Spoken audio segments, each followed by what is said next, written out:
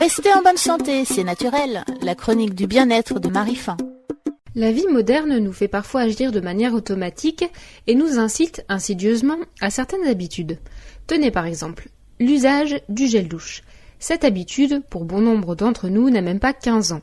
Elle est l'affaire d'une génération à peine.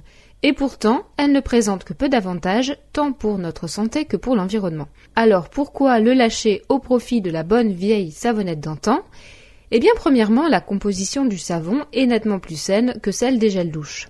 En général, un savon est composé d'un corps gras naturel comme l'huile d'olive, de coco ou de lin, additionné de soude. Pour les savons liquides, c'est la potasse qui est ajoutée. Dans les gels douche, on trouve bien plus d'ingrédients.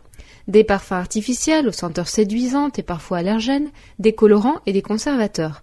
Bref, un vrai cocktail issu de l'industrie pétrochimique. En fait, vous vous lavez au parabène, éther de glycol, dérivés silicone ou encore formaldéhyde, ce dernier étant considéré comme cancérigène. Deuxièmement, les gels douche sont plus chers que le savon.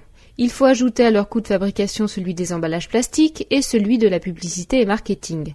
Sans compter que l'on a tendance à utiliser davantage de produits quand il est sous forme liquide. Adopter le savon, c'est donc également un geste en faveur de votre porte-monnaie. Tertio, le gel douche n'est pas écolo car son emballage doit être recyclé.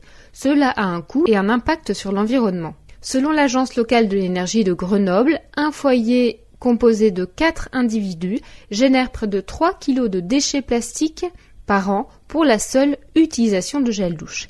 Mais aussi, ces composants chimiques vont polluer les eaux, contrairement au savon naturel de Marseille ou d'Alep, 100% biodégradable.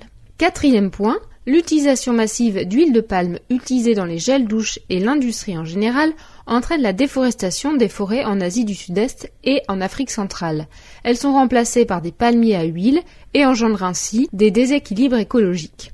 Cinquième point, l'équilibre de votre peau. Les gels douche ont trop tendance à décaper plutôt qu'à nettoyer.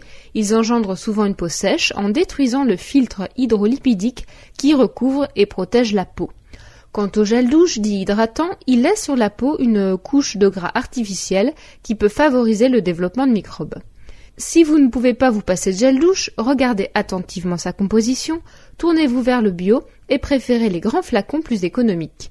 Si je vous ai convaincu, alors je vous conseille d'investir dans un bon porte-savon, mais aussi de le sécher après chaque utilisation pour qu'il dure encore plus longtemps. C'était Marie Fin, chronique Nature et Bien-être, pour la rédaction.